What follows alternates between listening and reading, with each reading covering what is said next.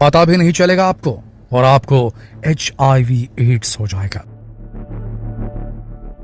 ये आंकड़े बता रहे हैं, आंखें खोल देने वाले हैं, ध्यान से सुनिएगा। दुनिया में 5 कंट्रीज जहां सबसे ज्यादा एड्स है, जानते हैं पहला कौन सा है? Top most country south Africa, 7.5 million लोग जिन्हें एड्स है। नंबर 2 नाइजीरिया, 1.9 मिलियन लोगों को एड्स है। नंबर 4, 3 मिस किया हमने, ध्यान रखिएगा। नंबर 4 मोजाम्बिक, यहां पर 2.1 मिलियन लोगों को HIV है। तंजानिया 1.7 मिलियन लोगों को यहां पर एड्स है। नंबर 3 पर आता है 2.3 मिलियन के साथ हमारा प्यारा भारत। कितना गलत हम हैंडल कर रहे हैं HIV को, इससे समझ में आता है। अगर आप ये सोचते हैं कि आप एक गांव में रहते हैं, कस्बे में रहते हैं, छोटे शहर में रहते हैं, यहां कहां से एड्स आएगा, हैरान रह जाएंगे ये आंकड़ा सुनकर कि किन किन प्रोफेशन में लोग जो रहते हैं उनसे एड्स सबसे ज्यादा फैल रहा है भारत में। देखिए, ये किसी पर आरोप लगाने वाली बात नहीं है, लेकिन जो आंकड़े कह रहे हैं वो हम आपको बता रहे हैं। हो सकता है इससे आपको ठेस पहुंचे, लेकिन सबसे ज्यादा जो पैसे लेकर के जिस्म बेचने का काम करते हैं उन लोगों से फैल रहा है। दूसरे नंबर पर ट्रक ड्राइवर से फैल रहा है। अब ये बात आंकड़े कह रहे हैं, UNAIDS और NACO, नाको और यूनएड्स, इन दोनों एजेंसी ने इसे कंफर्म किया है कि ट्रक ड्राइवर्स जो हैं इनसे भी एड्स भारत के अंदर फैल रहा है। इंजेक्टिंग ड्रग यूजर्स, ऐसे लोग जो नशे के लिए इंजेक्शंस का इस्तेमाल करते हैं, ऐसे आपके बीच में भी लोग होंगे जिनके साथ शायद आपकी भी दोस्ती या जान पहचान होगी, इनके थ्रू भी एड्स फैलता है, आप समझ लीजिए इस बात को। नंबर 4 पर एक ऐसा ग्रुप है जिसको लेकर के बहुत ज्यादा गुस्सा हो सकता है, लेकिन दोस्तों इनकी भी अपनी मजबूरियां रहती हैं, और ये हैं माइग्रेंट वर्कर्स। एक प्रदेश से अपना गांव, अपना शहर छोड़कर ये दूसरे प्रदेश में जाते हैं रहने के लिए। परिवार जो अपने हैं स्टेट में छोड़कर चले जाते हैं, अकेले रहते हैं, और वहां पर ये हाई रिस्क एक्टिविटीज में शामिल हो जाते हैं। पेड पैसे देकर के ये जिस्मानी संबंध बनाते हैं, और इसीलिए माइग्रेंट वर्कर्स जो रहते हैं उनके अंदर भी ये टेंडेंसी देखी गई है कि इनसे भी जो है HIV फैल रहा है। इसके अलावा वो मर्द जो मर्दों के साथ में संबंध बनाते हैं, उनके अंदर भी ये देखा गया है टेंडेंसी कि इनसे भी एड्स फैल रहा है भारत के अंदर।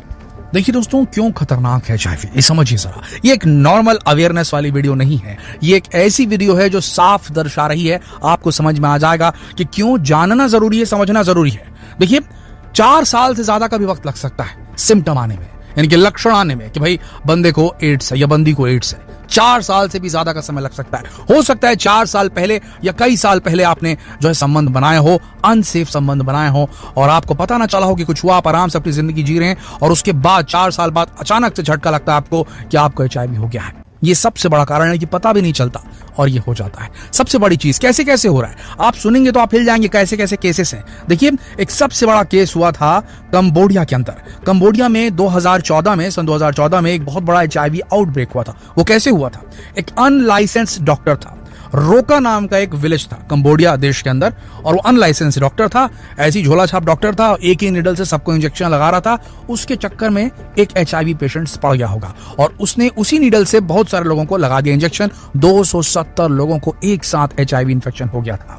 अब आपको बात बता रहे हैं चाइना की, हालांकि बात पुरानी है, लेकिन ध्यान से सुनिए। 1990 का एक बहुत ही मीडिया में बहुत हाइप मिली थी इसको। 1990 के दशक में एक हेनान ब्लड प्लाज्मा स्कैंडल हुआ था।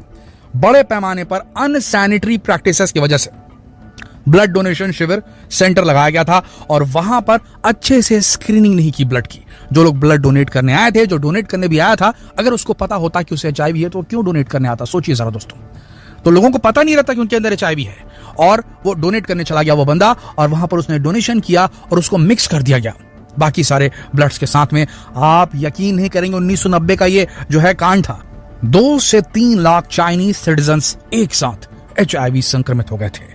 आप समझ रहे हैं इस बात को, कितना खतरनाक है। अभी आगे सुनिए, भारत का भी कांड बताते हैं। 2007-2008 में इंडिया में एक ब्लड ट्रांसफ्यूजन इंसिडेंट हुआ था। इसमें कई स्टेट इन्वॉल्व हो गए थे, गुजरात, उत्तर प्रदेश, कई जगह के पेशेंट थे। दरअसल हुआ यह था कि इंडिया में ब्लड डोनेशन और ट्रांसफ्यूजन सिस्टम में फॉल्टीनेस पाई गई थी, जिसके चलते कई सारे लोगों को HIV हो गया था। दोस्तों, मेडिकल केयर जहां मिल रही है, यानी कि हॉस्पिटल्स, ब्लड ट्रांसफ्यूजन सेंटर्स, और उसके बाद में देखिए जो बार्बर शॉप्स होती हैं, जो नाई की दुकानें होती हैं, ये 3 ऐसी जगह रहती है, हमें पता भी नहीं चलता।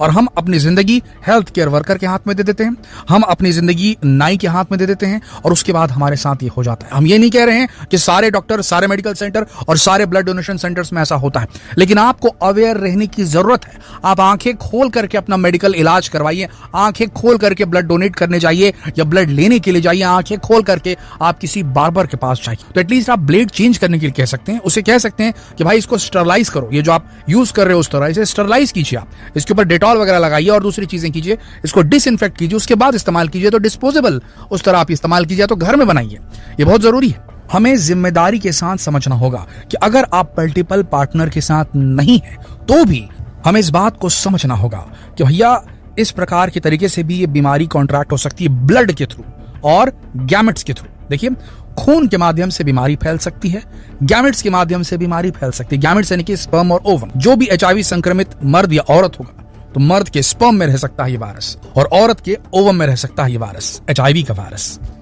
तो आप अनप्रोटेक्टेड करते हैं, मल्टीपल पार्टनर के साथ करते हैं, ऐसा मत कीजिए, ये बहुत खतरनाक है। अगर आप मैरिड हैं तो आपकी पूरी फैमिली प्रभावित हो सकती है। अगर आप अनमैरिड हैं, आप कभी शादी ब्याह नहीं कर पाएंगे। आपकी फैमिली अगर आपके ऊपर निर्भर है तो मतलब आपके साथ कई लोगों की एक साथ जो है डेथ हो जानी है दोस्तों।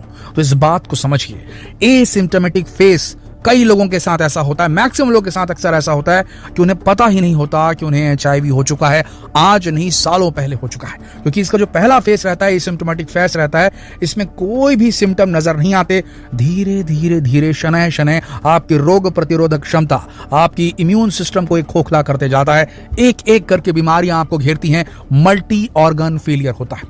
कई ऐसे किस्मत वाले होते हैं जिनमें सिम्टोमेटिक एचआईवी इंफेक्शन होता है, 2-3 हफ्ते बाद ही उनके अंदर सिम्टम आने शुरू हो जाते हैं और उन्हें एक्यूट रेट्रोवायरल सिंड्रोम होता है, तेज बुखार आने लगता है, उनके लिम्फ नोड जो रहते हैं वो फूल जाते हैं, गले में सोर थ्रोट हो जाता है, रैशेस आने लगते हैं, मसल्स में पेन होना शुरू हो जाता है, थकान लगनी शुरू हो जाती है। लेकिन शुरुआत में वो भी वायरल फीवर हो गया करके ट्रीटमेंट कराते रहते हैं। जब लंबे समय तक नहीं होता तब उनका चेकअप कराया जाता है, तब वो पकड़ में आता है। लेकिन ज्यादातर बदकिस्मत होते हैं जिन्हें पता ही नहीं चलता, एसिम्प्टोमेटिक फेस रहता है। सालों बाद जब बीमारी पकड़ने लगती है, शरीर दुर्बल होने लगता है, तब जाकर पता चलता है कि अरे भैया इनको तो एचआईवी इंफेक्शन हो चुका है। लक्षण समझ लीजिए आप। सिम्टम्स ऑफ एड्स में आता है रैपिड वेट लॉस, अचानक से वजन गिरना शुरू हो जाएगा, बड़े पैमाने पर वजन गिरना शुरू होगा।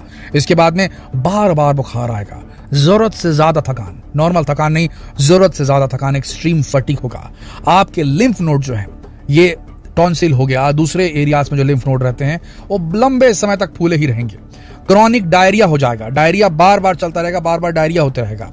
मुंह के अंदर सोर हो जाएंगे, सोर्स इन माउथ। आपके जो मल द्वार है वहां पर प्रॉब्लम हो सकती है, आपके जेनाइटल्स में प्रॉब्लम हो सकती है, आपको निमोनिया हो सकता है, आपको न्यूरोलॉजिकल डिसऑर्डर्स हो सकती हैं। तो बहुत सारी चीजें रहती हैं। कई सारे टेस्ट होते हैं जिनसे पता चलता है कि आपको एचआईवी इंफेक्शन हुआ है कि नहीं हुआ है, जिसमें सबसे महत्वपूर्ण टेस्ट हैं उनका नाम है ELISA test, enzyme linked immunosorbent assay. फिर रैपिड टेस्ट होता है, फिर 4th जनरेशन टेस्ट होते हैं, उसके बाद न्यूक्लिक एसिड टेस्ट होता है। तो इस प्रकार के टेस्ट करवाने से पता चलता है कि एड्स है कि नहीं है। ये जानकारी आपको अपने डॉक्टर से मिल जाएगी या फिर जो पैथ लैब्स होते हैं वहां मिल जाएगी। पर इतना ध्यान रखिए कि एचआईवी भारत में किसी कोने में भी हो सकता है। भारत तीसरे नंबर के देश में आता है जहां सबसे ज्यादा एड्स के पेशेंट है और बेहद तेज गति से यहां पर एड्स फैल रहा है। जरूरी संदेश है, हर भारतीय तक इस वीडियो को पहुंचाइए, फेसबुक पर, व्हाट्सएप पर, यूट्यूब पर। धन्यवाद।